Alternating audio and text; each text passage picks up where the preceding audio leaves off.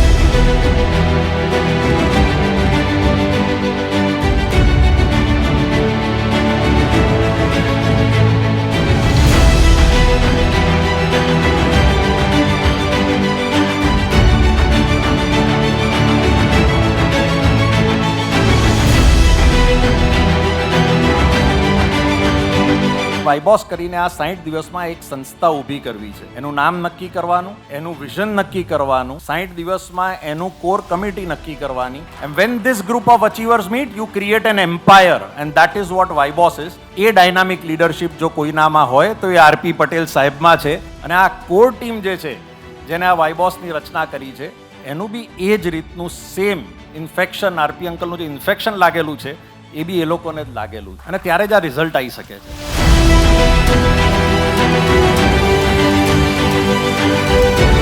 તમે જ્યાં ઊભા હોય ને ત્યાંથી લાઈન શરૂ થાય તો સમજો કે તમે વિશ્વ ઉમિયાના સૈનિક છો।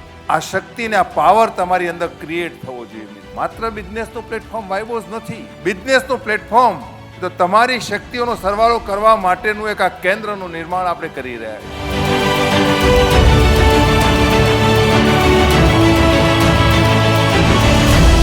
આજે બિઝનેસમાં આગળ વધી ગયા તો આપણી વિરાસત આપણી ભૂલાઈ જાય, આપણી સંસ્કૃતિ ભૂલાઈ જાય। આર.પી. પટેલ ના કહેતા હતા ખાવું પીવું ને આનંદ કરવો એ પછી એમનો જિંદગી બની જાય, એવું ન બની જાય એના માટેનો સતત આપણો પ્રયત્ન હોવો જોઈએ અને કરી રહ્યા છે વિશ્વ ઉમિયા ફાઉન્ડેશન। એ આપણા માટે આનંદની વાત છે।